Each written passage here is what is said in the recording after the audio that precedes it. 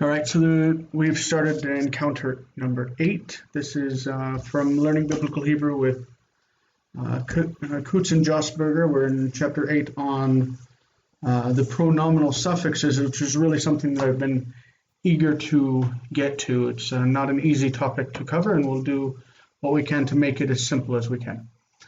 Before we get started, we're going to, as always, right now we only have Gio with us. We've got some issues for the other two participants that normally join us, and they weren't able to make it. Maybe one of them will join us in a bit. But in the meantime, Gio, do you have any questions before we get started that we might go over and clarify? I think it's going to be on the reading part, because I've seen it's what we have in the workbook. The wording is kind of different on the interlinear that I've seen, like the second word in verse 1 of chapter 39. Like it has yarad, and I think it's different wording in the interlinear. So maybe in the reading, perhaps. Where's that in the book? Chapter 39. Okay, so it's Genesis 39, chapter 8. Verse 1? Yeah, the verse 1. Yeah, how do you read that? Yarad, right? Yeah, Yarad is he went down. You're going to find that the text we have in the reader is adapted. It's not the natural Hebrew text. So the real text would be Vayered. Oh, my pen is playing with me again. Red. That's a resh, even though it doesn't look like one. Resh. Vayered means and he went down. Let's see if I can make this bigger. Vayered.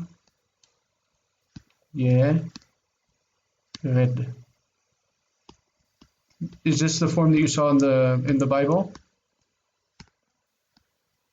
Actually, it's more of a Hurad. Let's look. I want to pull out the Bible because I don't have I'll go ahead and pull up a copy of my from the internet because it'll be the quickest thing to do.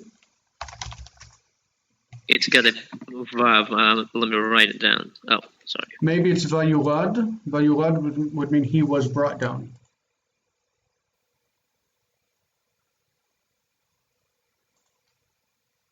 V'Yosef Hurad.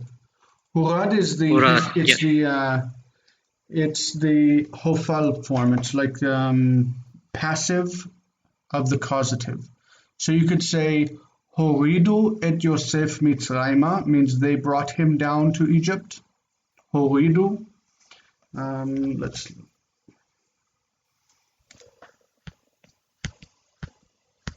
Horid. This is the past causative of Yored. Yored is he goes down. Horid is they brought down. They brought down. Mm-hmm. So Hurad, this is passive. Hurad, he was brought down. It's still with the same root. Okay. It's the same root, Yarad. This is Yarad. It's just when it goes into passive, the hey takes hu. Hurad instead of Yarad, Hurad. It means he was brought down. So Joseph was brought down to Egypt. They adapted it and changed it simply to Joseph went down to Egypt. Which is Yarad. Yeah, Yarad is the active he went down. He descended. Descended, went down. Okay? Okay. So it's the difference between he ate and he was fed. He ate pizza and he was fed pizza. Yep. Yeah, so got it. They figure that at this point you haven't really been taught the hufal forms, so they just simplified it to kal. Kal. Okay. Kal is the only verb, we call them binyan. We could say a verb structure. It's the only verb structure or stem that we're going to be using until chapter 17 of this book. That's the end of this basic course. So in the second course is going to cover verbs other than the kal binyan. That is, you're going to cover the nif'al, the hif'il, hof'al, I've seen those fa'il, all of the verb binyanim. Yep. Yeah. Okay. Anything else? Did you get to go over the concepts for this chapter, the pronominal suffixes? Yeah, I've gone over a few pages, but wasn't able to really finish, honestly. Yeah, it's that's X. It's a kind of complicated topic. I've been looking forward to getting into it with you guys, but also kind of dreading it because it requires some memorization, It's not like just learning vocabulary. It's learning endings, which are kind of odd. Before we get into it, we want to go over the prefix prepositions. This is something we missed from chapter 7. The prefix or inseparable prepositions, we call them, either because they can't stand on their own, they're inseparable. They go by this acronym Kalev. Kalev is Caleb. It's an associate of Joshua and Moses whenever they spied out the land of Canaan. So Kalev and Min. Min is the word from. Okay, so Ka, you've got Kaf, Lev, Kaf Lamed, Bet. You see them here? Yep. That's Kalev, Kaf Lamed Bet. The Kaf means according to, Lamed means to or for, and Bet means in, at, or with. We've seen all of these attached to nouns already, but we're going to get into basically how they work with endings and everything in this chapter. And then from is min, but it attaches to the word and the noon disappears. It assimilates with dagesh. And just like any other dagesh, it can be refused and display either compensatory lengthening or virtual doubling, which we've talked about ad nauseum. So you can tap in this second part here, the last part, sorry. You see you can attach them to nouns. So ke-ish is ke, that's like, as, or according to. And ish, man. So, like man, like a man. Yep. This one would be, how would you break that apart?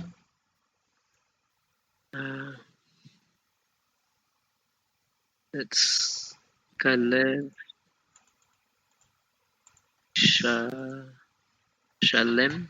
Okay, but that first one isn't ka, but b. Oh, sorry. Mm-hmm. Belev, Shalom. So Lev, Shalem. Lev is a noun meaning, you know this noun? Lev. The heart, yeah. Heart. Lev is heart, and Shalem is whole. So Be Lev Shalem is with a whole heart. With a whole heart. Mm-hmm. Okay, This one is to, le, and then we have a construct phrase. Lebeit Hamelech. So to the king's house. Leveit Hamelech, to the king's house. Leveit Hamelech. This bet is soft and this chaf is soft. So Leveit Hamelech. And then this one is mi sefer. It's like min and sefer. Min sefer. From a book, where this noon here assimilates into the samech as dagesh, and the words join together. Right? Gotcha. Mi sefer. Yep. Okay? Mi sefer. All right, covered that quickly and easily. If you have the article, the kalev prepositions will swallow that hey and maintain the vowel that's underneath it. Okay, so Okay. haaretz, instead of ha, we get ka. Ka'aretz, like the earth. And ba'aretz, in the earth. And la'aretz, to the earth. Okay, ha'am gives us la'am. La'am. La'am, to the people, or for the people. Okay, so he'arim, the cities. The he on there is because we have the kamatz in an unaccented syllable with a guttural. So it's not ha'arim, but he'arim. We've talked about that before. It's very, Yes. it's not so popular, it's not so important, because there aren't a lot of words that it goes with. But it happens. He'arim becomes be'arim, in the cities. Where the be means ba, he'arim, be'arim. Hachukim, the laws. According to the laws, kachukim. Kachukim, according to the laws. Okay, so as we said, the mem prefix shows compensatory lengthening where necessary, and also virtual doubling, of course. So sadeh, a field. From a field is mi sadeh, where there's doubling in the sheen, in the scene. And then if you have hasadeh, okay, hasadeh, the hey rejects the dagesh, it becomes long as a. Mehasadeh, mehasadeh means from the field. Mehasadeh. Ir means city. From a city, this rejects the dagesh and it becomes me'ir, from a city. Me'ir. This is not definite, it's indefinite. Me'ir is from a city. Me'ha'ir, me'ha'ir, from the city. Definite. That's definite. Okay? Yep. All right, fantastic. The words Elohim and Adonai take special endings, or special points, whenever they go with the kalev prepositions and min. Essentially, you would imagine that you'd have Elohim, okay, like so. If I can get these points to show up. Okay, you've got points. Close enough. You would expect it to undo these points, and undo those. And you would expect like, oh, none of the points are showing up. I'm going to use the mouse for the points. Hold on. Okay, you would expect Be Elohim, where this composite shva and this vocal shva here resolve as segol, Be Elohim we would expect, but this be'e becomes long as be. Be'elohim. Be'elohim. So we've got in, I forgot to change this, I was doing this, sorry, this is God, obviously. Be'elohim, Kelohim, Lelohim.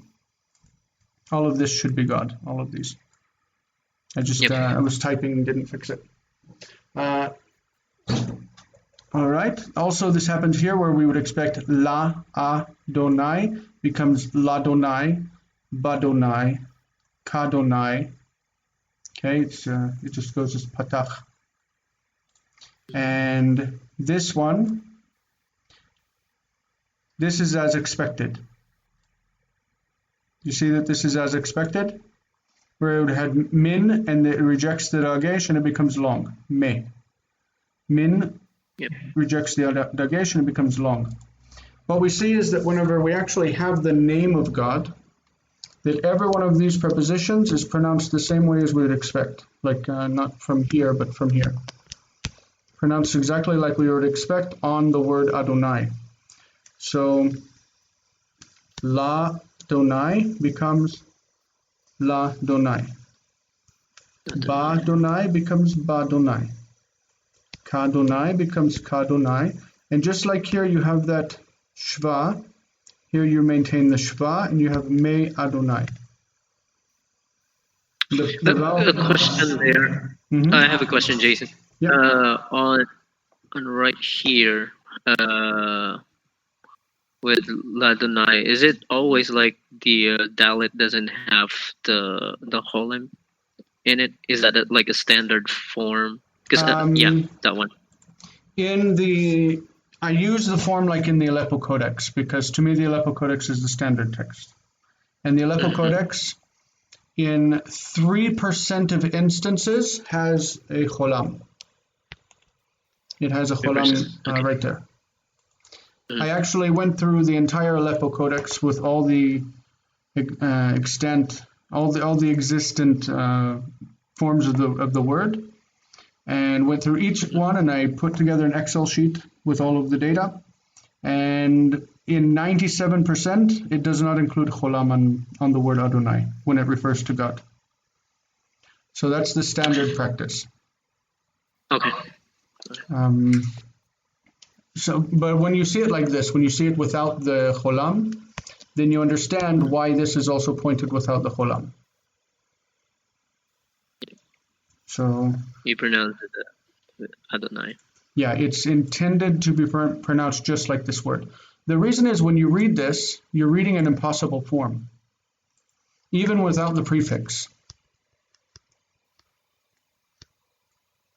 When you read this without the prefix, technically this is an impossible form without a vowel there. You see what I mean? That's yeah. There's no such, you can't have a composite shva that is in a closed syllable. You can't have it. So this is impossible. What this does is when you're reading, it makes you stop and say, whoa, what's going on here? You know, and when you stop and you say what's going on, your mind is supposed to say, okay, there's a problem in the word, it's incomplete. And it's done like this to remind me that I need to elevate my thinking when I come across this word.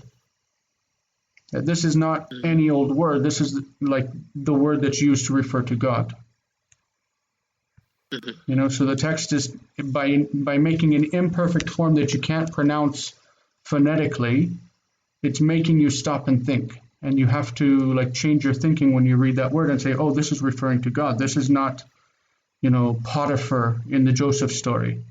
It's not any old Lord. This is the Lord. And so when they transfer those vowels onto here and they want you to read it, this is also an impossible form. This is impossible. You can't read it phonetically. You know what I mean?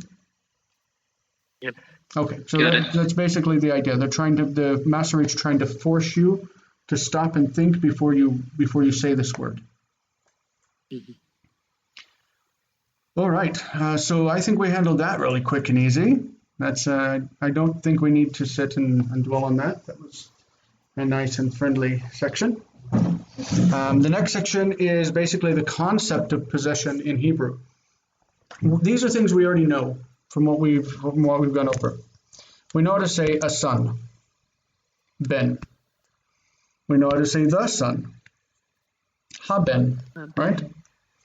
We know how to say the wise son, haben chacham. Haben chacham. This is again with he because it's before kamatz, it's unaccented, guttural. Haben chacham, the wise son. We can say this full sentence and this full sentence. The son is wise. This is a nominal sentence, a sentence without a verb. And we have definite subject, indefinite predicate adjective, where we say haben chacham. The son is wise. Similarly, habanim chachamim. The sons are wise. We know how to say sons, banim, the sons, habanim, and the wise sons, habanim hachachamim. The wise sons. But how do we say my wise son, or my son is wise, or even my son? We haven't gotten to that yet in Hebrew, and that's what we're covering today. Okay? So that's what we're going to start working on. All right. So here we are. Indefinite possession in Hebrew simply uses the lamed prefix that we just covered, adding the lamed to a word. So ben leDavid means a son of David, a son belonging to David. The idea of this lamed means to him. belonging to him. So Ben LeDavid means a son of David. So we see in the Psalms, many of them start with Mizmor LeDavid. Mizmor LeDavid, a song of David. That's what it starts in many of the Psalms. Mizmor LeDavid, a song of David. So definite possession, why did I put the word generally? Definite possession generally uses, this needs to go here. Definite possession generally uses the construct state, which we went over last time. So construct state, Ben David, the son of David, where the definiteness of the proper noun is transferred to the name, to the word Ben in the construct state. This is familiar, yes? Yes. Ben David, David's son, the son of David. But definite possession may also use a relative clause in Hebrew. We saw this at the end of the chapter, where they use the word yesh. Yesh means there is. We could also use the word en, there is not. Once you have yesh and en, you can use the lamed prefix to say to someone. Yesh LeDavid ben, David has a son. En LeDavid ben, David has no son. He doesn't have a son. What we're going to look at right now is haben, the son, because this is definite. Asher, which, LeDavid, to David. The son which to David means the son which belongs to David, or the son of David. Haben asher LeDavid. Make sense? That's kind of convoluted way to do it, but that's really common in Old Hebrew. This word asher was shortened to she. And you can imagine that whatever it was that was on the end of it that is now stuck inside of the lamed prefix there as a dagesh. Haben shel David. Haben shel David is the same as haben asher David. She and asher is the same word. Asher is the relative pronoun. It's the same as she that's been joined to the next word with dagesh. Asher and she is the same word. So haben she LeDavid is the son which to David. It's the same, the son of David. We're going to find that asher is used in earlier biblical Hebrew, whereas late or northern Hebrew uses she. Okay. In rabbinic or modern Hebrew, this shel, was broken completely off of the word and turned into an independent word that we now use to mean of. So haben shel David means the son of David. So this is rabbinic and modern Hebrew. It's broken directly from ancient Hebrew, but it's changed to make it more convenient to where we actually have a word that means of. Okay, so these things are just for you to know about, not really part of the lesson, but we're just covering the idea of possession generally in Hebrew. Okay?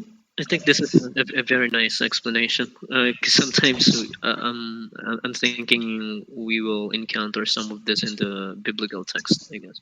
Of course, yeah. This type of thing here is going to be much more common in the later texts of the Bible, though. I see. But we'll see something like this structure even in our reading from this chapter, where it said that Potiphar gave into Joseph's hand everything he had. It's like everything that was to him. So we will see it later on.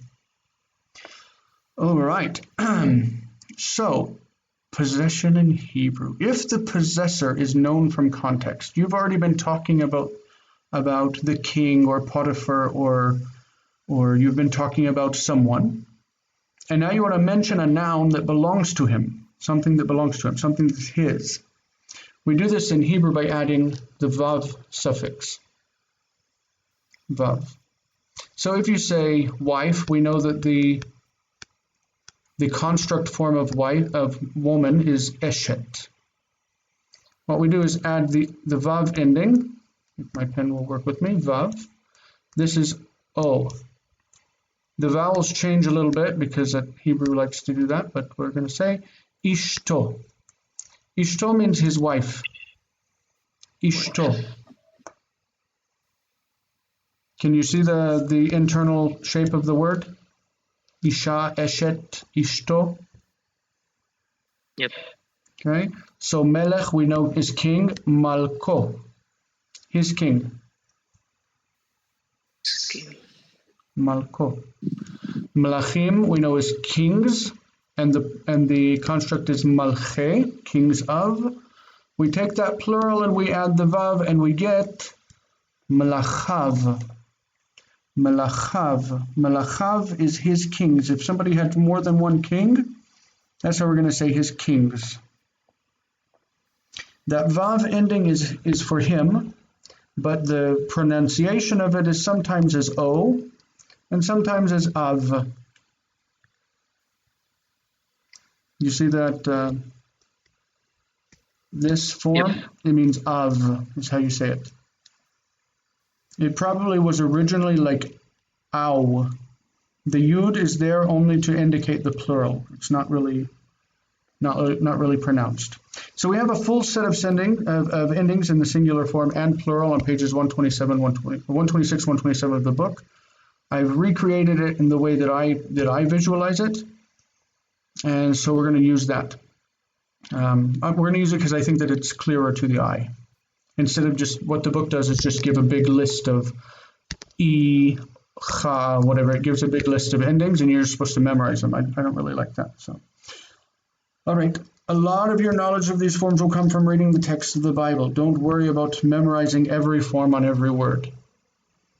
You just need to learn the basic endings, and we'll discuss the exceptional forms when we come to them in texts.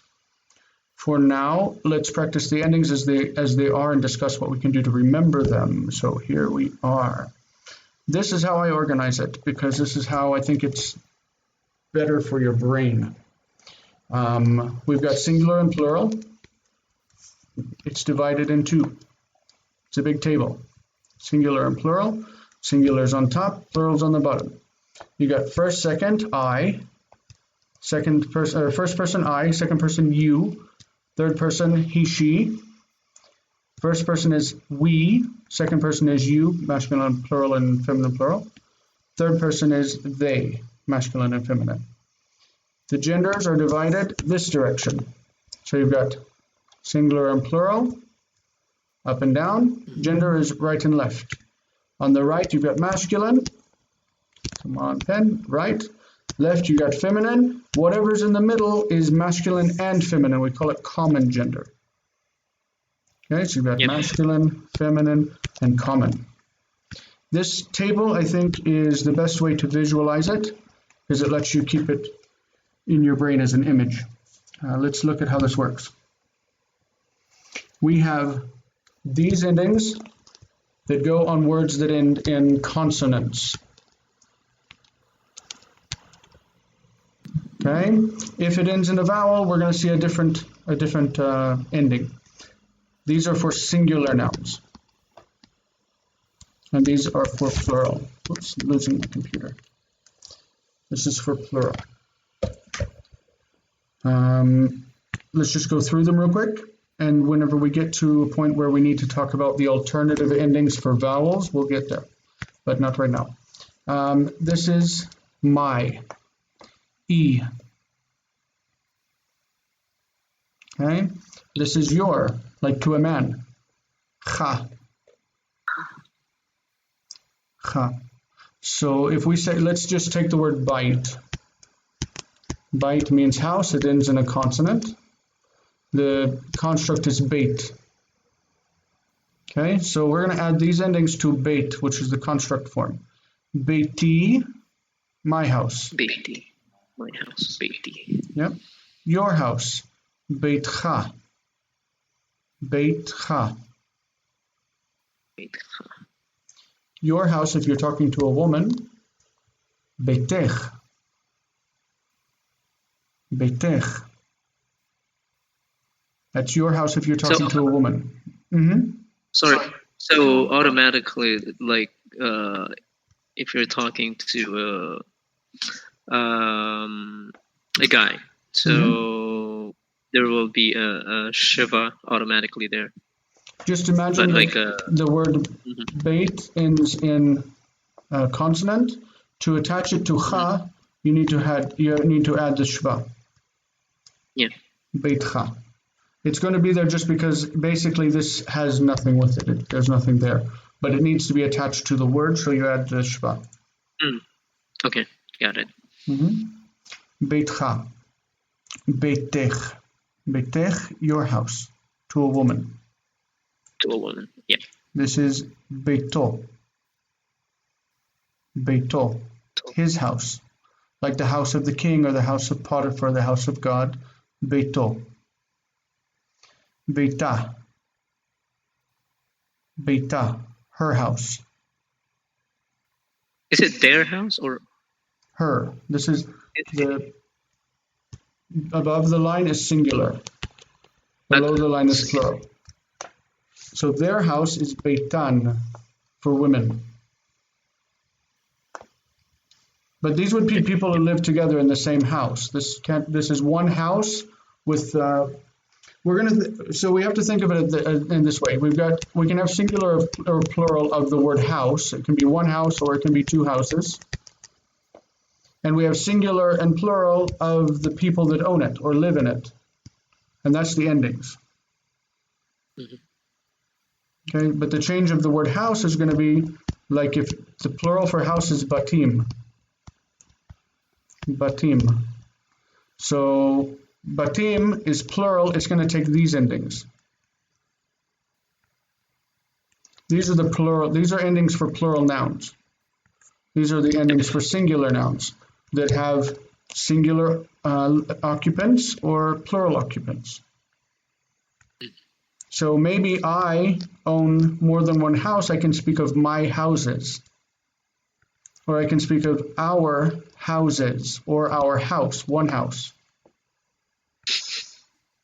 Okay, kind of confusing, but that's the point of looking at the table. The table is kind of it's not the clearest idea of how to present things in the world, but it's when you're tackling a difficult subject, you have to kind of try to get it in order somehow. Yeah. So, okay. I got it. I was thinking of the plural already, but we've separated it. You've separated it. So, yeah. Good. So, beit, again, is the construct form. When we add here, it's beitenu. Beitenu. Beitenu, our house.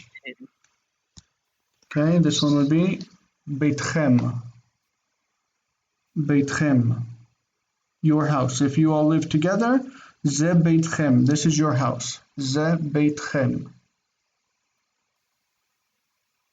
In the feminine, this isn't as common. This is why it's good that we're going to be reading the book of Ruth, because Ruth has a lot of feminine forms.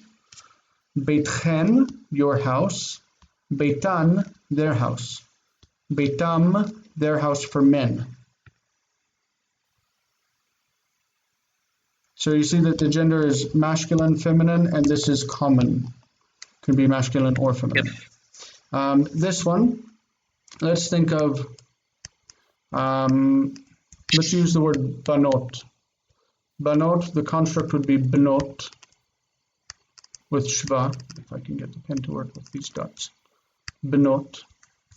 When we add my daughters, it's going to be benotai. Benotai, my daughters. Your daughters. It works like a diphthong. What's that? Works like a diphthong. Yeah, this is a-e. A-e is I. Okay, we're going to see that also the yod is a marker of the plural. Okay, the yod is a marker of the plural. So the yod isn't really used for pronunciation. This is going to be ignored. Benotecha, not te. It's not there's no yod pronounced. It's benotecha. Benotecha, your daughters. Elohecha, your God. What's that? That's Benoteka saying to a guy, like to a man. Yeah. To a man, I would say Benotecha, your daughters. And to a woman, your daughters, I'm going to say Benotaich. Benotaich. The aich ending is yours for a woman. Benotaich. If I say his daughters, I'm going to say Benotav. Benotav. That's the av ending we talked about in the last slide. Yep. Back here. Melachav, his kings. Now we have Benotav, his daughters. Benotav.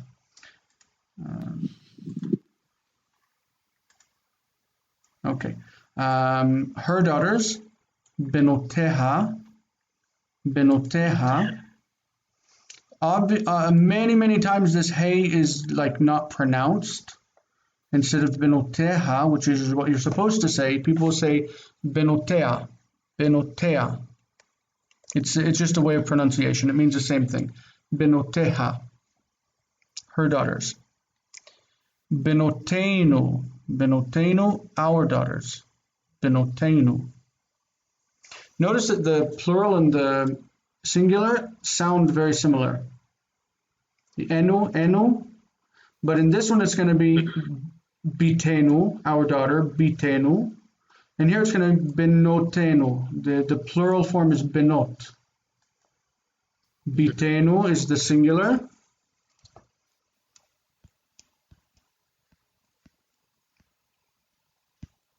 Bitenu.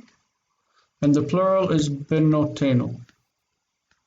I don't know if I gave you the construct of but in the past, but the construct of but is bit, like when it's together with an ending. So my daughter is biti, not bati, but biti.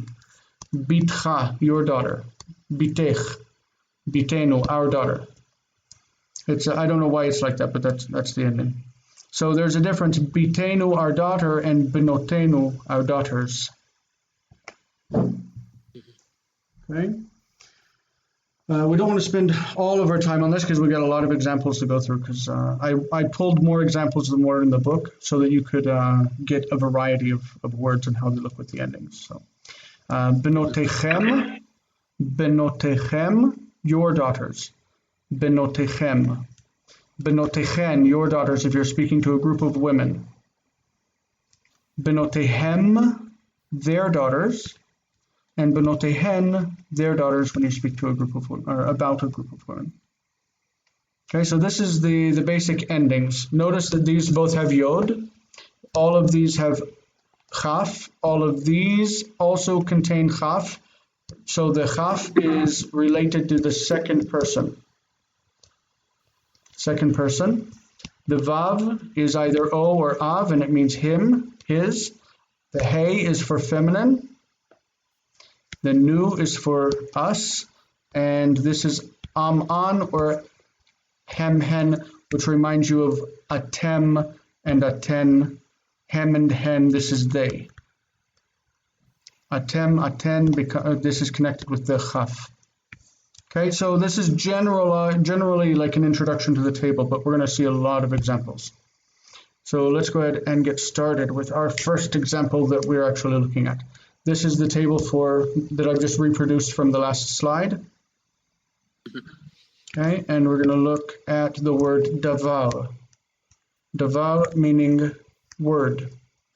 Word or a thing or matter. Yeah. So if I say my word, God says his word, something like this. So let's go and just read through what do you get from here. Devari. Yeah, devari, my word. This one. I put meteg to indicate that this is a long vowel and it's open syllable, and this is recha. Yes. Recha. Yep.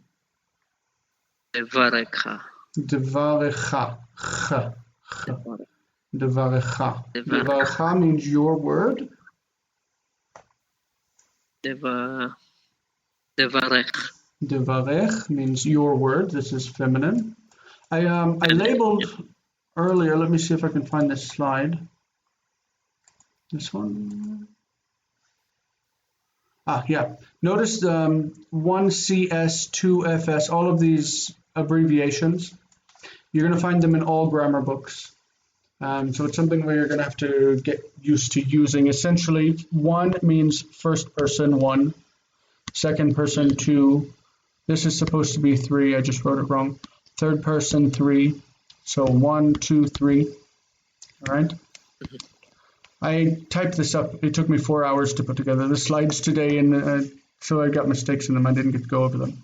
Feminine is this F, feminine. Masculine, M, masculine. Common, C. Singular, S, singular, plural. Okay, so each of these letters is how it joins to one of these 3 features, which this is number, this is gender, and this is person. Person, gender, number is how you label everything. So 1CS means first person common singular. 3FS means third person feminine singular. 2MP means second person masculine plural. Okay? So these come into play a lot in grammar books. I'm really sorry about that. Yep. That's really unprofessional. So these are all that we're looking on these charts. That we're looking. Well, I've got a lot. So this is feminine singular, or this is second person feminine singular, 2FS. And this is 3FS. 3FS. Yeah. Yeah, exactly. So we're going to bring that up when we talk about verbs in the future. But it's common nomenclature where we got person, gender, number, PGN. Okay, 1C, or it's 1CP, 1CS, something like that. Sorry to talk about that a lot. I don't really like it when somebody says it's 3MS. I'm like, why say 3MS? But people say it a lot. So we have to learn it, I guess. Okay, devari, my word. Devarcha, your word. Devarech, your word. We're at this one. Devaro, his word. Devara, her word. Her word. Mm-hmm. In Aramaic, the same ending is going to be, for his, it's going to be a. Like if we had the word devar in Aramaic, devare would be his word. A is that is a third masculine singular, but in Hebrew it's o, devaro. Okay, devarenu, our word, devarenu. Devarchem, devarechem. Devarchem, your word. Devarchen, your word. These are not going to be words that you actually find in the Bible, because you're going to say your words, not going to say singular. Generally, this is very common, this is common, this is common. But once you get down into this, where you're saying your word, it's not really something you're going to find in the Bible. So you're not going to find the word devaram. That doesn't exist. But this is what the form theoretically would be. You understand why their word? If you're going to find their anything, it's going to be their words, and it's going to be divrehem. That exists in the Bible, but devaram doesn't exist. So these are theoretical. Yep. When we say theoretical, we just mean that this is what they would be if they existed. They don't. This exists for sure. Malkam, their king. That certainly exists. So we understand that this is my, your, her, his, our, and whatever. Let's just read through the forms because we have a lot to get through. So this is Malki. Malki. Malki means my king. Malki. This is really common in Christian talk. Melchizedek. Melchizedek is the king mentioned in the book of Genesis. Melchizedek, that came out to bless Abraham. Yes. Melchizedek. After his. Mm-hmm. It also appears in the Psalms where it says, according to the order of Melchizedek. Melchizedek is my king of righteousness, or the king of righteousness. Probably referring to the fact that Tzedek was the name of the chief god of the Jebusite tribe, I think. So Melchizedek is the king who is installed and who operates for Tzedek. Tzedek was a god's name. But it was adapted. Oh. It was adopted later on to, I don't know. Tzedek there were a lot of Tzedek. There were a lot of names that had Tzedek in it. I don't think it had to do with justice. I think it was the name of a god. But there's a lot of talk about it. Anyway, so Malkecha means your king. Malkecha. Malkech, I don't know that I've ever seen that form. Because a lot of people, well, maybe in the book of Esther. Maybe Mordechai said to Esther, your king, blah, blah, blah, Malkech. Yeah. Malko, his king. Malka, her king. Malkenu, our king. Malkechem, your king, speaking to a group of people. Malkechen, if you're speaking to a group of women. Malkan, if you're speaking about a group of women, your king, Malkan, their king, excuse me. And Malkam, your king, if you're speaking about a group of men. This is from the word Kodesh. Kodesh meaning holiness. This goes back into its historical form, it's Kodsh, Kodshi. Kodshi, my holiness. This is most commonly found in the Bible with Ruach Kodshi, the spirit of my holiness. I can't type here, I can't write. Ruach. The spirit of my holiness would be my Holy Spirit. Ir Kodshi. Ir means city. Holy city. Yeah, so Ir Kodshi means my holy city. The city of my holiness, my holy city. It's also very common to pair with this word, Ir Kodshecha, your holy city. It appears many times in the book of Daniel. Ir Kodshecha, the city of your holiness. Okay, Kodshech, if you're speaking with a woman, you say your holiness, Kodshech. Kodsho, Kodsho, his holiness. Kodsha, her holiness. Kodsha. Kodshenu, our holiness. Kodshenu. Kodshechem, your holiness. Kodshechem. Kodshechen, this would have a nun. Sorry about that. Again, my mistake. Kodshechen. Kodsham, their holiness. Kodshan. Okay. All right. The construct of the word ach is achi. In this way, achi. Achi Yaakov would mean the brother of Jacob. Achi Yaakov. When it comes to the pronominal suffixes, the e ending is still used, but notice that this is lengthened. Achi means my brother. This means the brother of someone, and this means my brother. Achi. Your brother means achicha. Achicha. Your brother, if you're speaking to a woman, you say your brother, you say achich. Achich. You still with me? Yes. If you speak to a man, you say, or about a man, you say his brother, like Jacob's brother, his brother, achiv. Achiv. Achiv. And achia, or achiha.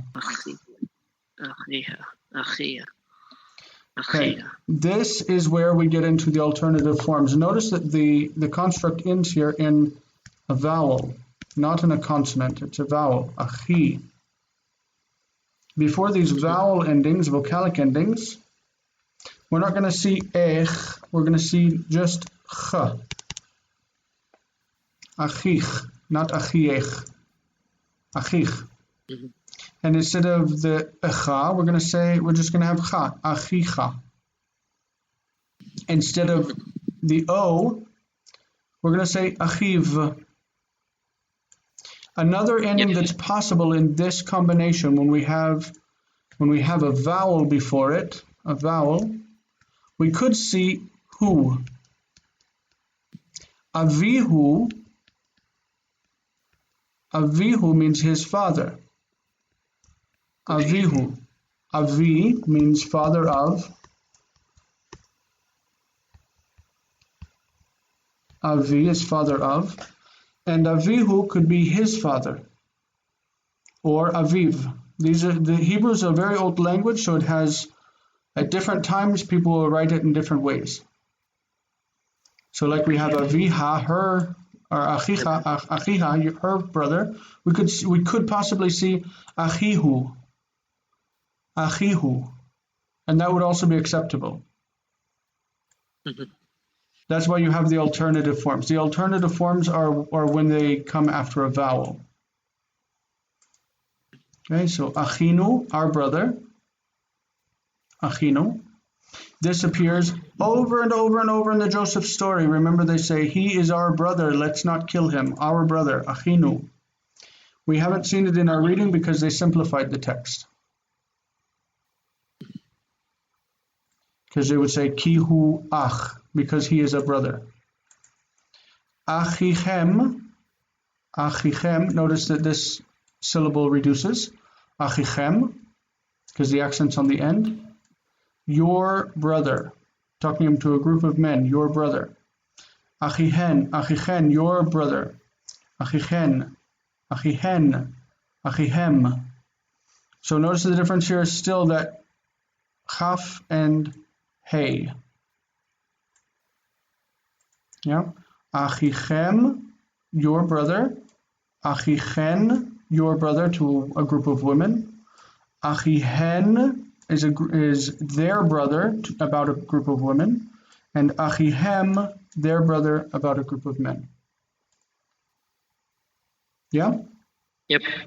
This is like the plural endings, these ones. All these ones are like the plural. So that's why it's not an, but it's hem and hen. Like the plural, like if you say they're gods. Oh, this is God. Okay. My God, Elohai, because God ends in a plural ending, right? Elohim, because it has a plural ending, im. When you add the suffixes, you add the plural suffixes. These are plural. Elohai. My God. Elohecha, your God. Elohecha. Elohaich. Elohaich. Her God. It's your God. Your God. Mm-hmm. Your God. Yeah. Your woman. Yeah. Elohav, his God. Yes. Elohav. Eloheha, her God. Her God. Elohenu, our God. Now we get to the form that we see most. The Lord our God, Adonai Eloheinu. Now we understand that Elohim with our ending is Elohenu. So Adonai Eloheinu, Adonai Echad. Your God, Elohechem. Elohechem. Your God, if you're speaking to women, Elohechen. Elohechen. Their God, Elohem. Elohem. And their God speaking to a group of women, Elohehen. Elohehen. Okay. As I said, Hebrew is all these endings, and it seems overwhelming, but all you have to do is recognize those connectors that that this is chaf for second person, chaf for second person.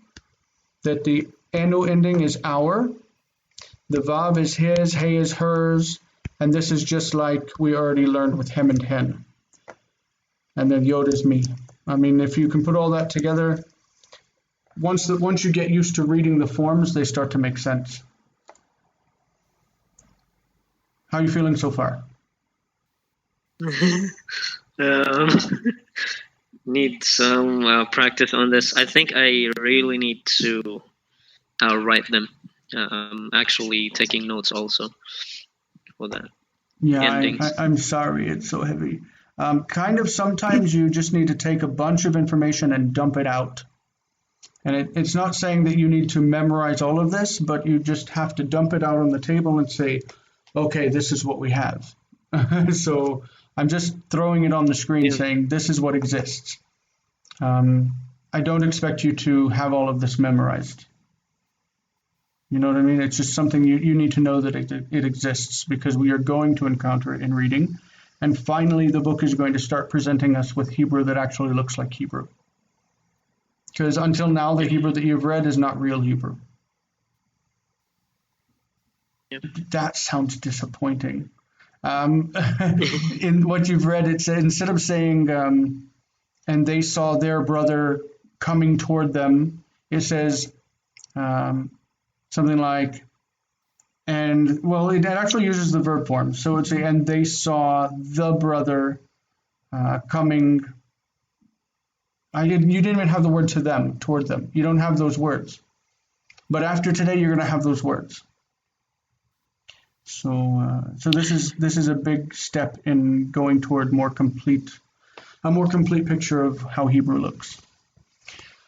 So this is because these endings are like, they are the heart and soul of the Hebrew language, I think. The pronominal suffixes. So we've got the word king here, kings in the plural, kings, melachim. Okay. Could you go through this one and just tell us what we're seeing?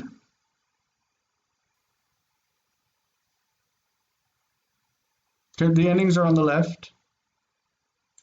And this is the actual word with the endings.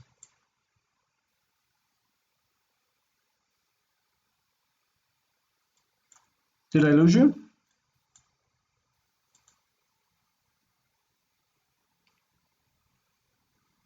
I'm here. Okay, sorry. I was about to go out and try to find you. Yeah. Wait. Look at the plural form here. Melachim. You see it at the top? The very top up here. Yep. Melachim is kings. So melachai means my kings. Imagine I live in a country that has two kings. I say my kings, melachai. Also not going to be in the Bible, of course. Melachai. Okay, so that's the first person common. Mm-hmm. It's the noun itself is plural, melachim. Plural, yeah. So it's a plural noun. With the speaker is singular. Yeah, with a 1cs suffix. So it means my, 1cs, my kings, plural. My king. Okay. Mm-hmm. This one? Okay. And you have here Melachecha. Yes. Melachecha, your king to your kings to a guy. Yep, your kings. Mm-hmm. So Melachecha is your kings, and your king would be Malkecha. That's singular. Malkecha versus Melachecha. Melachecha. All right, so your king if you're speaking to a woman. That is the 2FS. Yeah. Melachaich. Melachaich. There's that verse that says, I can't remember what it is. Let me look it up on my phone. Go ahead and keep going, and I'll look it up on my phone and get back to you. Yeah. Melachaich, your kings to a woman. Melakav, your kings. Melachav, his kings. Melachav, his kings. Melakav, his kings. Melacheha or melachea, his king. Her kings. Her king. Yeah, I found this verse. It's from, let's see, it's the Psalms, chapter 146, verse 10. It says, the Lord will reign forever. Your God, O Zion, from generation to generation. Hallelujah. Yimloch Adonai le'olam, Elohaich Sion, ledor vador. Hallelujah. Elohaich has the ending aich. Aich means yours. Elohaich, your God. The Lord will reign forever. Your God, O Zion, from generation to generation. Elohaich, your God. So Elohecha would be your God, like listen to the Lord your God. And this is Elohaich if you're talking to a woman or to something feminine like Zion, Zion. Okay, so the plural here for our kings is Melachenu, as opposed to Malkenu. Malkenu is our king. Melachenu is our kings. King. Melachenu.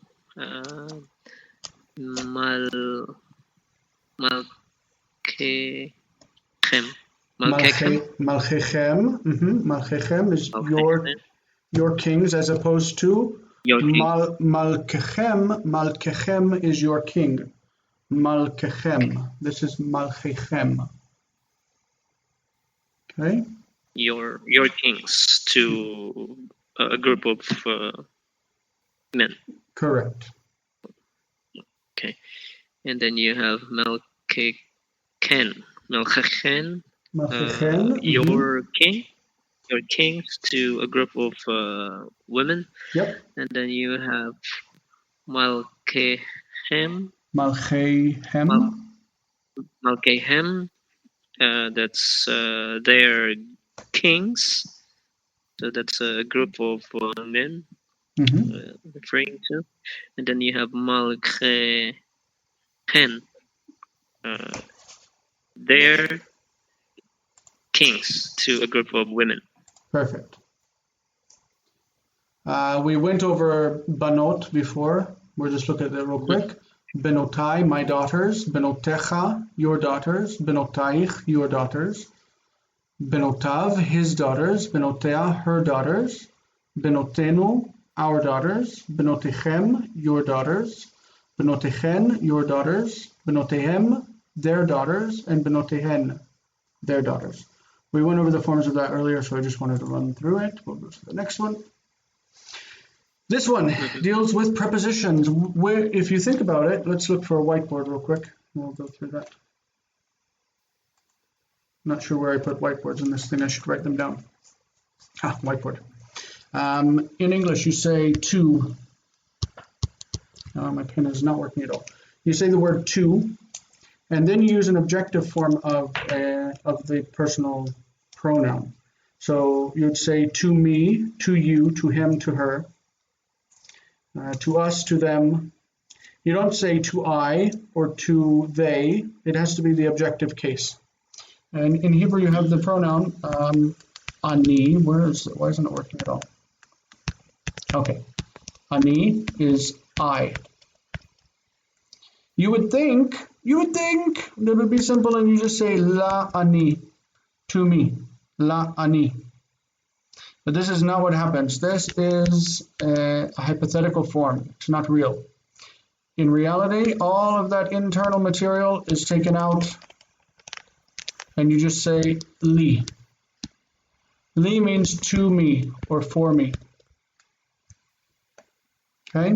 Instead of using the actual pronouns, they just use the endings, the same endings that you have for a verb, like you say malki. Malki for a noun, malki, my king. That ending e becomes li, to me. Malko, his king, becomes lo, to him. Malka, her king, becomes la, to her. Malkenu, okay, this changes a bit. Malkenu, instead of enu, it becomes lanu. Lanu. Those endings, the new endings, the hem endings, lahem, those endings just go right onto the preposition. Okay, so let's go back and look at, oh, it's a lot of slides I got here. I got like 30 slides for this lesson.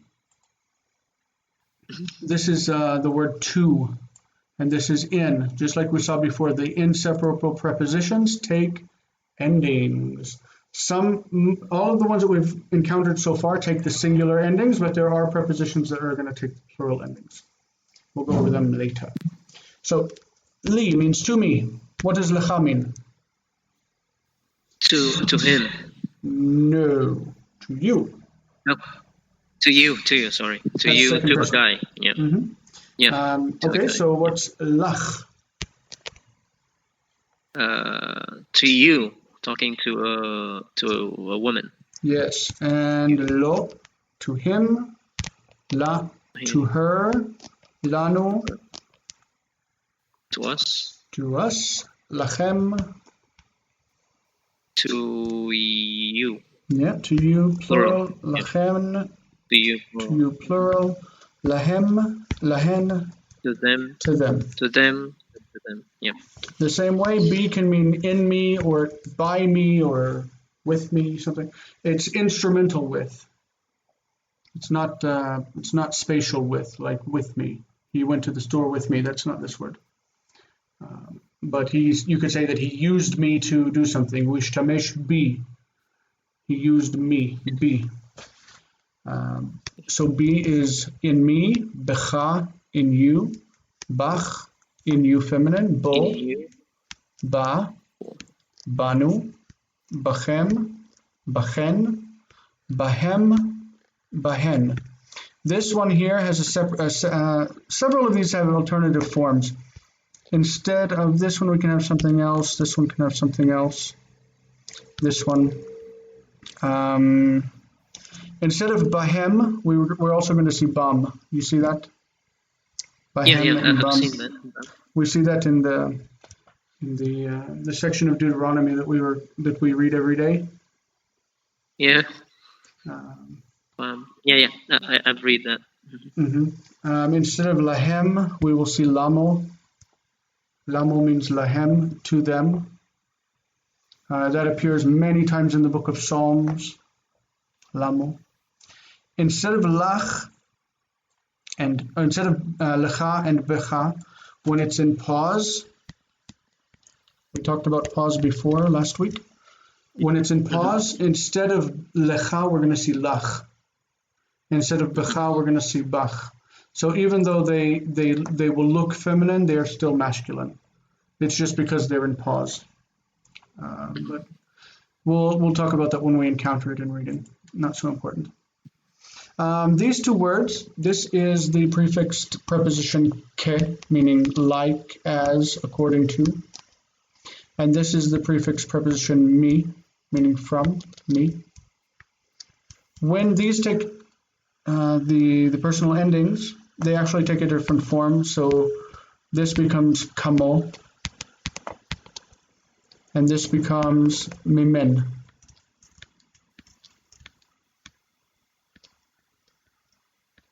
Mimen. It's just to make them longer. Mimen. Yeah, so you just have to get used to them. It's strange. This is like me, kamoni. Kamoni. Like you, kamocha. Kamocha. Like you, feminine, kamoch. You can remember, if you know any Spanish, you know that the word like in Spanish is como. Como means like in Spanish. I learned that when I was in high school, and so when I came across this kamoni, I thought como, like I thought of Spanish. So in Spanish it's como yo, like me. But in Hebrew, kamoni, kamocha, kamoch, kamohu. This is again where you have the vowel, and instead of a vav, you're going to have hu. Kamohu, like him. Kamoha, like her. Like her. Kamonu, like us. Kachem, this goes back to the normal kaf form with the attachment. Kachem, kachen, kahem, kahen. This is what we would expect with the regular attachment. These are also what we would expect with the regular attachment of the mem with the ending. So mimeni, mimeni, mimcha. This is like mimen with the noon assimilated into the mem. Mimcha, mimech, mimech, mimenu. This is actually as if it were mimenhu. Mimenhu, and the hey assimilates into the noon as a dagesh. Mimenhu becomes mimenu. Mimenu, like it's from him. This is from me, from you, from him. Mimena, from her. From her. Mimenu is the same form. This one, the first one, is as if it were mimenhu. That's the hu ending. Mimenhu becomes mimenu. And this is mimenu with the nu ending, which we know is us. Mimenu becomes mimenu. But when they're assimilated, they become exactly the same form. Mimenu, mimenu. Exactly the same. What we've done in modern Hebrew to distinguish these, because obviously if this came from us and this came from him, that would be confusing. So we changed this one to me'itanu.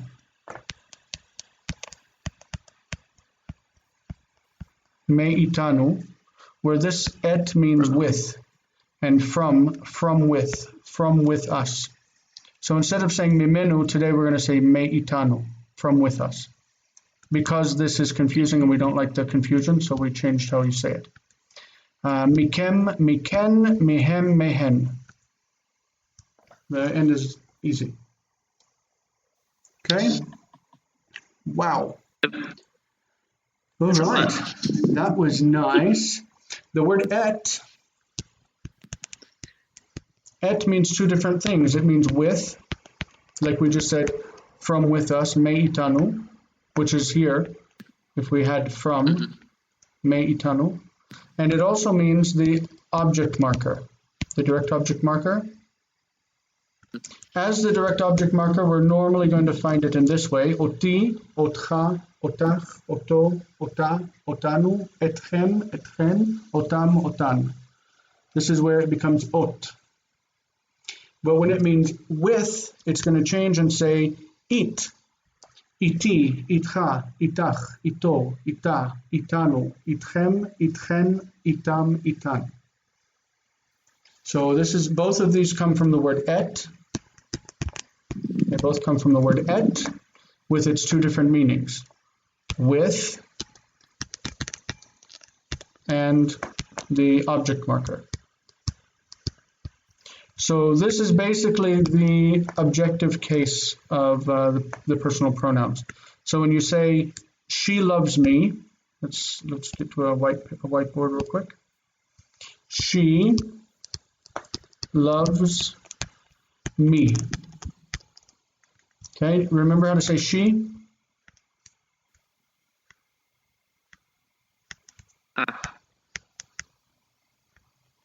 He loves is the word ohevet, ohevet. Okay, this is the present tense, ohevet. He ohevet, oti, me. She loves me. He ohevet oti. Oti means me. It's et plus the I ending, which is E, one CS. He ohevet oti. Let's think of another sentence. God loves us. Or God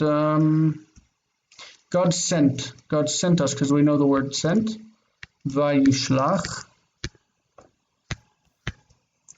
Okay, vayishlach. He sent Vayishlach, remember this, Vayishlach, Otanu, Otanu. He sent us. Vayishlach Otanu. Okay, so you know Vayishlach already, and Otanu is the object case us. Vayishlach Otanu. Does that make sense? Yes.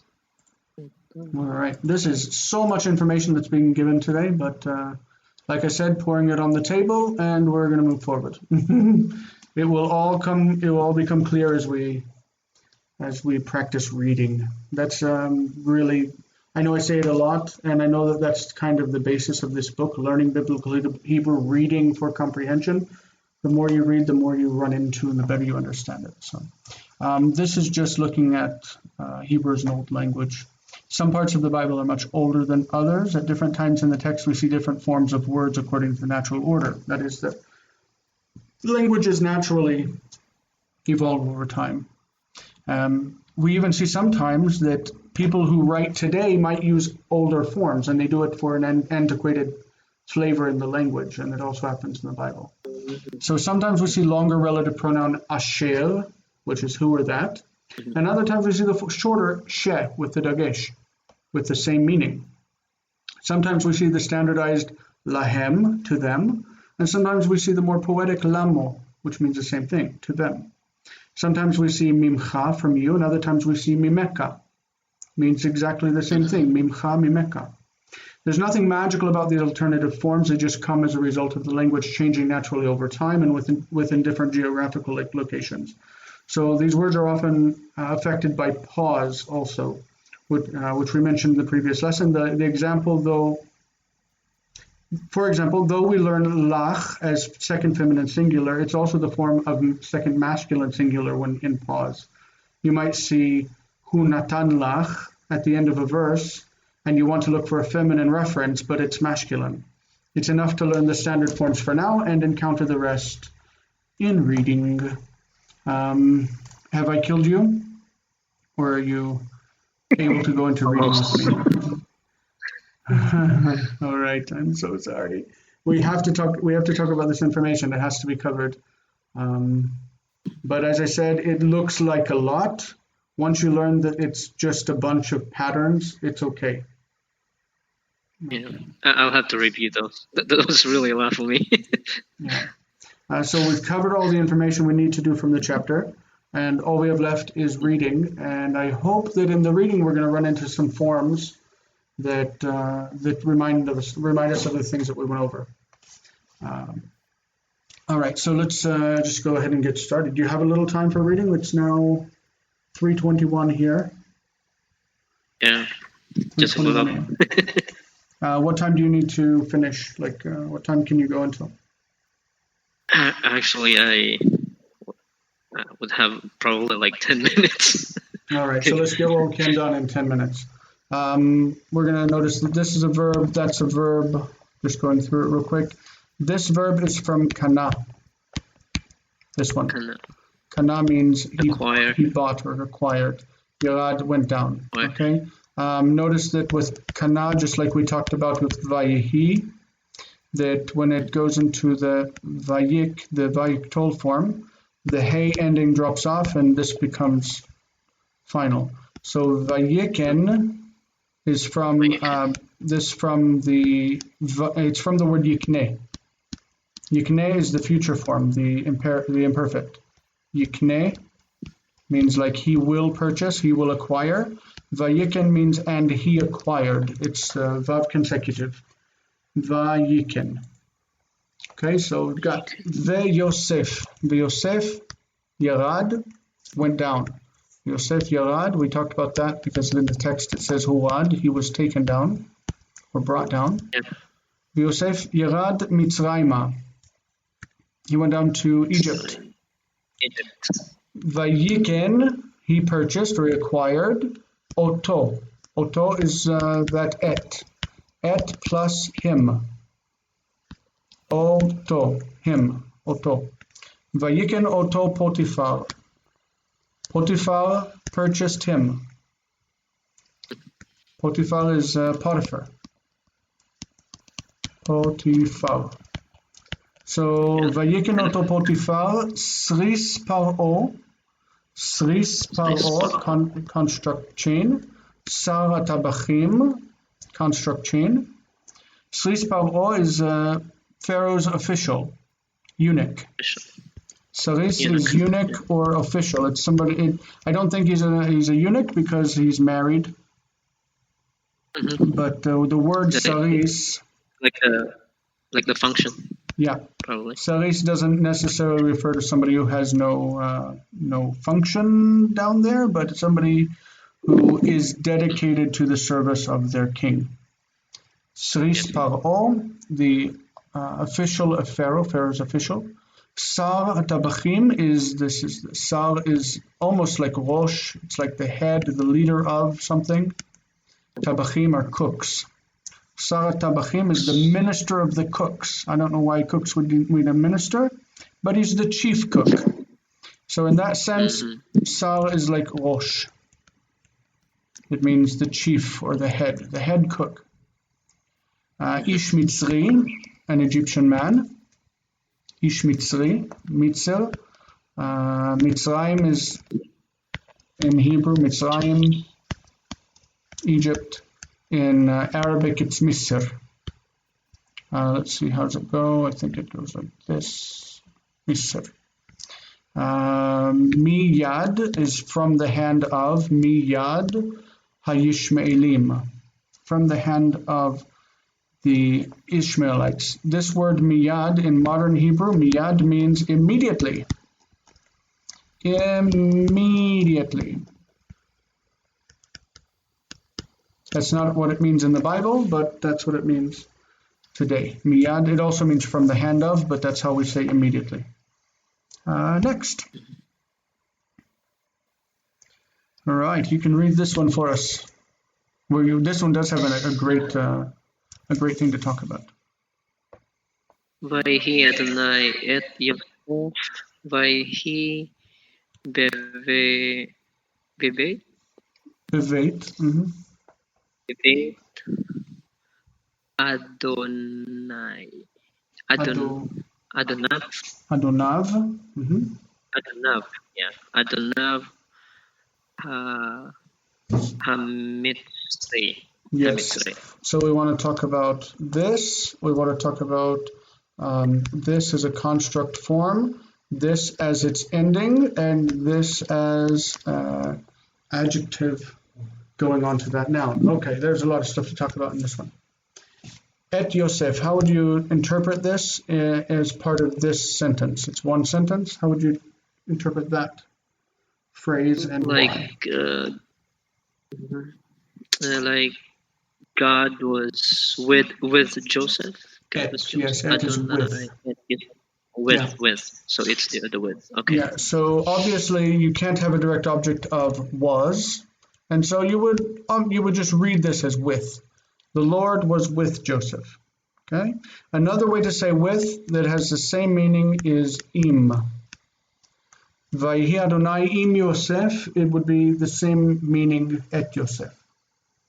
So when we can say with him in the Bible, we can say imo. Imo means with him. And we've already talked about ito. Wow. Ito meaning with him. These have the same meaning, and there's no reason why one should be preferred over another. Imo, ito. They mean the same thing. So, Vayhi Adonai et Yosef, the Lord was with Joseph. Okay, we have Vayhi again. And this Vayhi doesn't mean the same subject. This is the Lord was with, the Lord was, and this is Joseph was with, Joseph was. Right? Yep. The Lord was with Joseph, and Joseph was, and whatever this means. Okay, so he was, this is Joseph was. What does this mean? We have the bet prefix, meaning in. In. Or at or in. On or whatever. Then we have a construct phrase. What does this mean? Beit, I don't know. Beit is the house of God. House of. Well, is Adonav God doesn't or mean master? God. It's from the word Master. Adon, meaning master. Master. Okay. House Why of does it his- say of? What is of? That's strange, isn't it? Of. His master should be I don't know. His master. That his master. Well, Yosef is. It's gonna be the third person. Yeah, the third person masculine. is that this. Right? I don't know.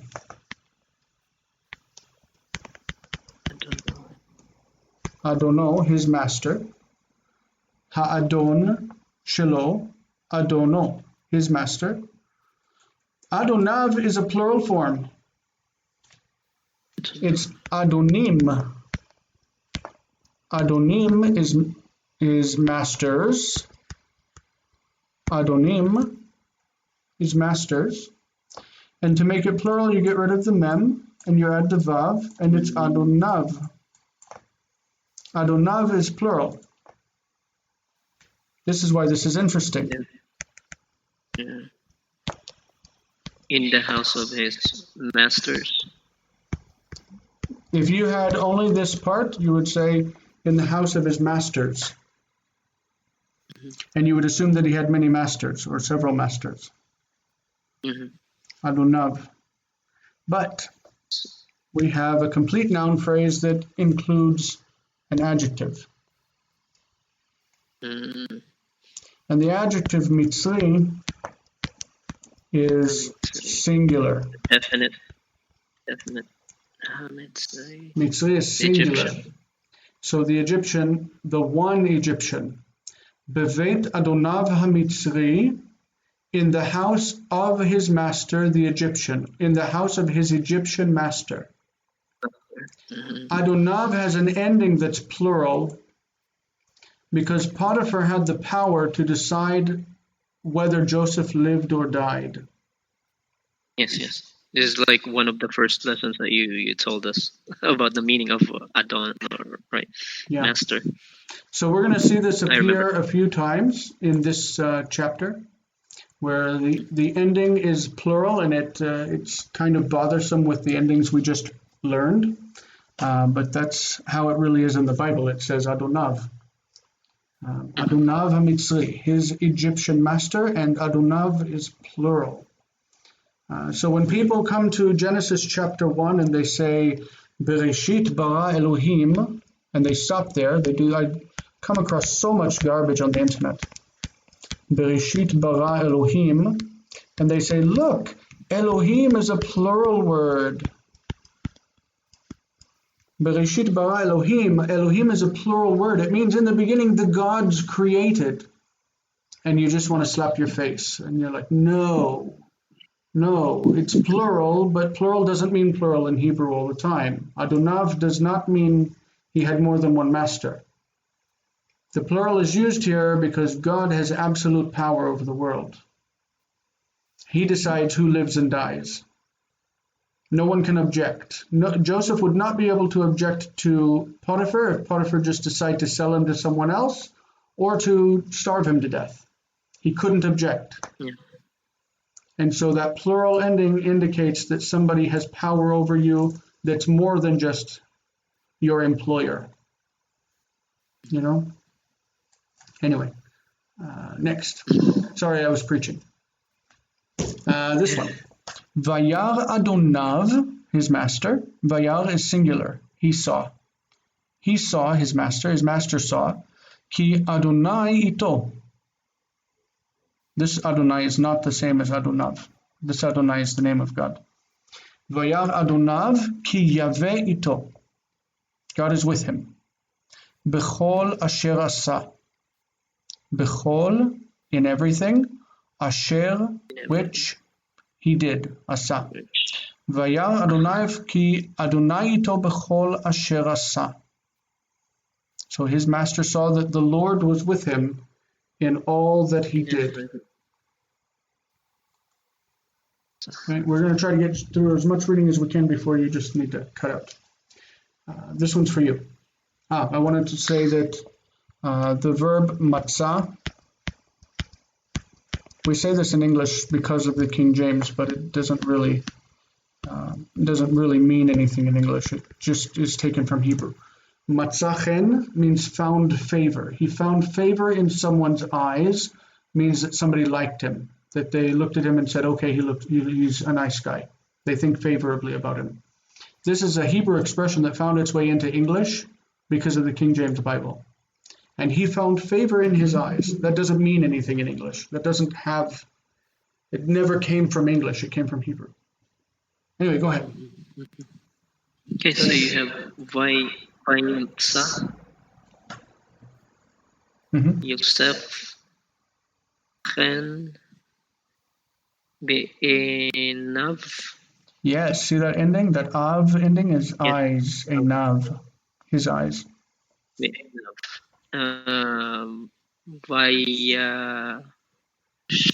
Vayasem. The sound comes from sim. Sim is put.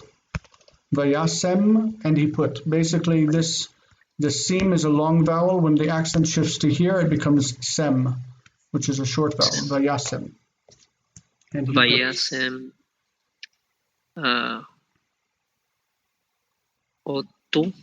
Oto, him. That's the objective pronoun. He put him. He placed him. Al Beitu. Beito, it's O, Beito. Vayasem oto al Beito. He put him over his house. Over his house. Ve'et kol. Ve'et kol.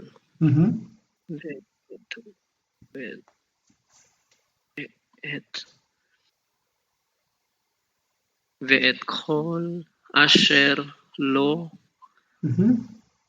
natan beyado. Great. This phrase here is actually the direct object. So if we're thinking in English, we're going to put this first. Natan beyado. He put in his hand. Et kol asher lo. He put in his hand everything that was his, everything that belonged to him. Kol asher lo means everything that to him. So he put him over his house, and he gave in his hand, or he put in his hand, everything that belonged to him. Okay, Joseph found favor in the eyes of his master, in his eyes, and he, that is his master, he put Joseph over his house, the master's house, and everything that he had, he put in his hand.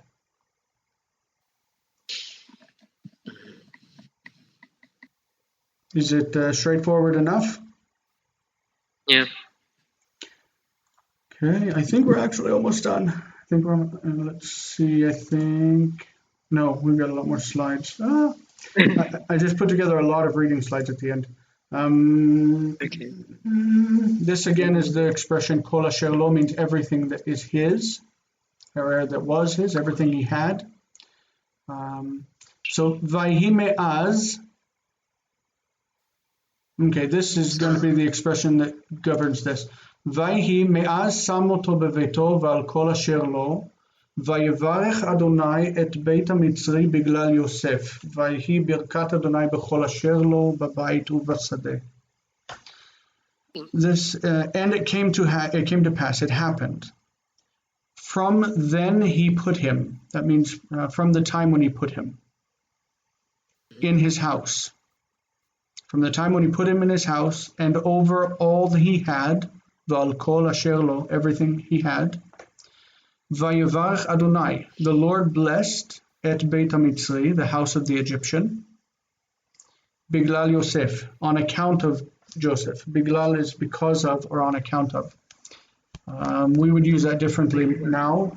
This is used in a negative sense. In modern Hebrew, it's negative. It means this happened because of you. It's a bad thing. To say it in a positive sense, we would say bizchut. Bizchut. It means like because you did something or on your account. Bizchut. Bizchut, but biglal is perfectly fine. It just has a negative connotation in modern Hebrew. But anyway, the Lord blessed the house of the Egyptian on account of Joseph. Maybe a better way to say it in the Bible would be lema'an. Lema'an Yosef. That means on account of Joseph in a good way. I think that this feels negative to me. Like it feels like it's supposed to be read positive, but it doesn't seem like the right word. You would say lema'an. Anyway, vayivarech Adonai et beit hamitzri lema'an Yosef, on account of Joseph. Vayhi birkat Adonai b'chol asher lo. Also, this verb seems weird to me. I'm sorry. It should vatehi.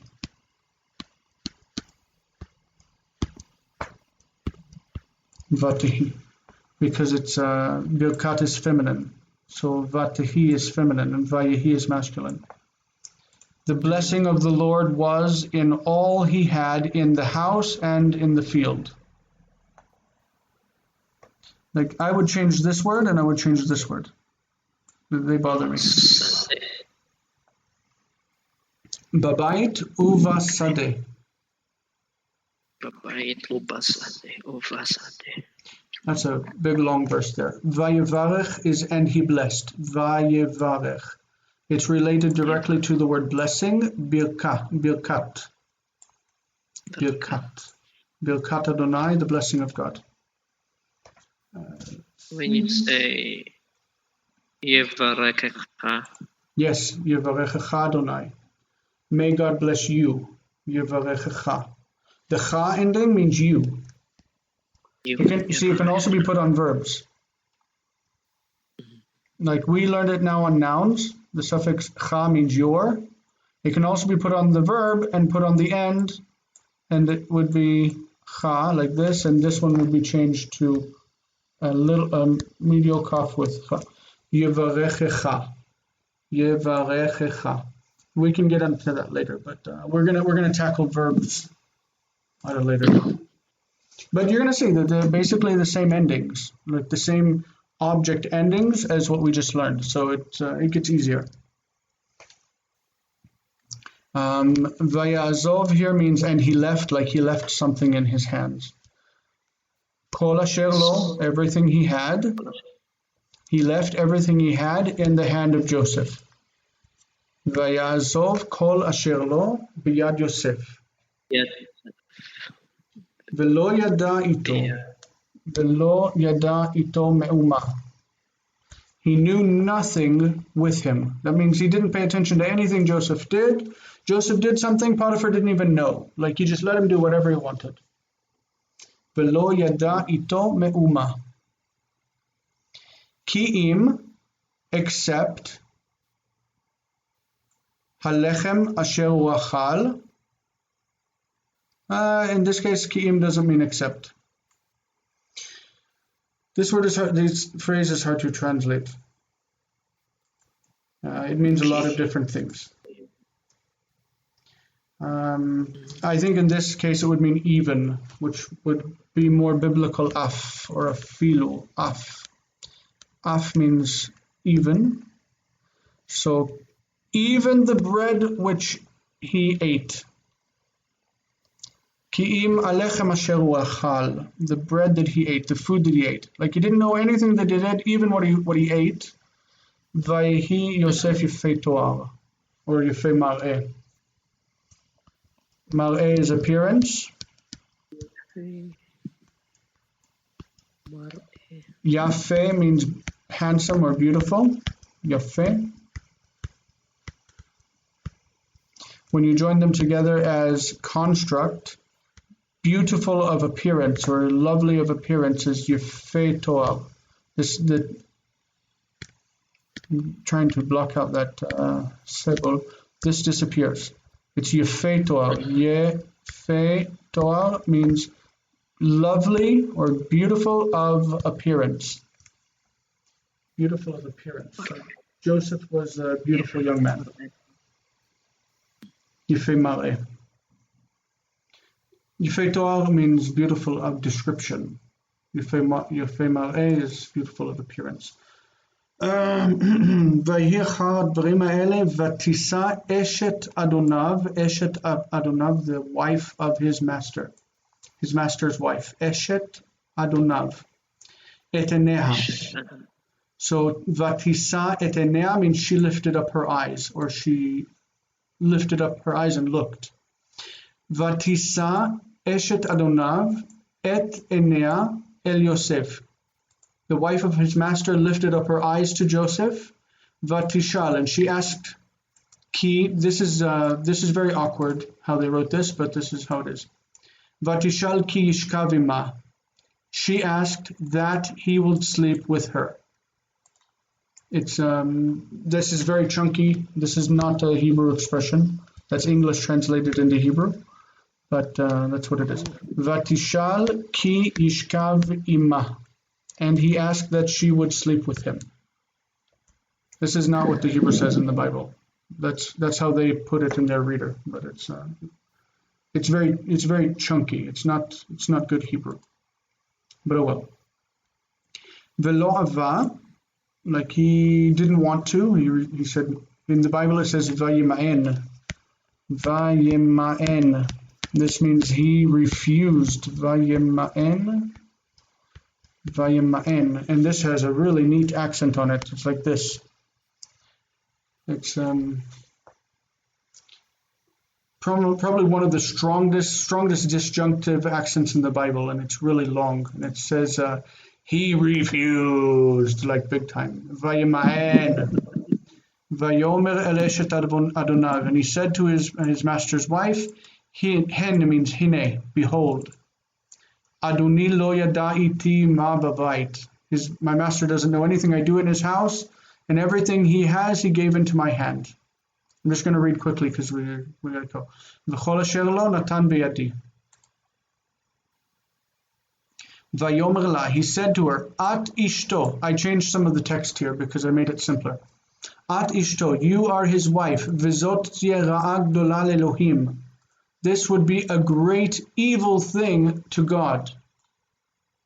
Zot tiyeh ra'a gdola le'Elohim. This would be a great evil thing to God. Oh, where'd it go? Come back. Vatitpos oto bevigdo. She grabbed. Litpos is to grab. Tafas. Vatitpos oto bevigdo. She grabbed his garment. She grabbed him by the garment. Vayazov Yosef et bigdo biyada, and Joseph left his garment in her hand, vayetze achutza, and went outside. Vayetze, he went out, achutza, outside. Vatitpos oto bevigdo, vayazov Yosef et bigdo biyada, vayetze achutza. I don't expect you to understand all of this. I'm trying to just push through it because we just need to finish. That's the same. Vatere, she saw, ki azav et bigdo biyada, v'yetze achutza. She saw that he left his garment in her hand and went outside. Vatasem, this is like we said before, vayasem, he put, this is she put. Vatasem et bigdo, she put his garment, etzla, with her. Ad asher, until, Adonav ba el beito, his master came to his home. She put his garment with her, she kept it with her until his master came home. And I think that's as far as we went. Yes, okay. Whew! It's a little bit more complicated in the reading, don't you think? That was really a lot of material. But yeah, hope I could get them one by one. Yeah, the lot of material, I think it takes time to get used to those suffixes, to those endings. And whenever the reading incorporates a lot of the endings at once, it's kind of hard to adjust to, especially because they've given you adjusted Hebrew all of this time. But this is where we're starting to get actual noun forms. The forms that we've read until now have not been what you would actually find in the Bible, but now most of it looks like good Hebrew, what they're showing you. That one phrase where she asked him to sleep with her, that was very weird. That's not good Hebrew at all. You would never find something like that in the Bible. But apart from that, the text is really good. It's an engaging text, because we can imagine ourselves in this situation where somebody is lying about our intentions and trying to get us in trouble or even get us hurt. And so it's a very human story. And I think this is probably my favorite story from the Joseph passages. Anyway, I won't keep you any longer. I appreciate you being here. Thank you for this session. Don't worry, I'll be working on those points that you have discussed, and hopefully I could get by in the next sessions. All right, I'm going to upload this lesson, and so feel free to listen to it again. There's so much information here. There's, I don't know, I always listen to the lessons again afterwards, and I think this one's going to give me a headache. So, anyway, if you want to... I'm sorry about last... I'm sorry about last time, because I sent to you an audio and you were at work. I didn't know. No, it's fine. Send away. It's just I'll get back to you when I can. Okay.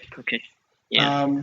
Anyway, if you were not here, we wouldn't be able to have a lesson. So both of the other guys have things that came up in their lives, but if we don't have participants, we don't have lessons, and I don't want to talk to myself. So I'm really glad you came. I appreciate it. It made it so that we could do this at all. And I really hope you try, you said you're having a hard time with this. So I want you to just give it as much time as you can this week. Try to like solidify it in your brain.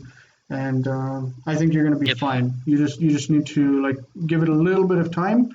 And like I said, don't stress about all of the endings on individual words. Just try to learn the patterns, and everything else will fall into place eventually.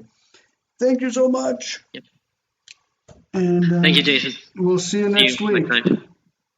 Yep. All right. Bye-bye.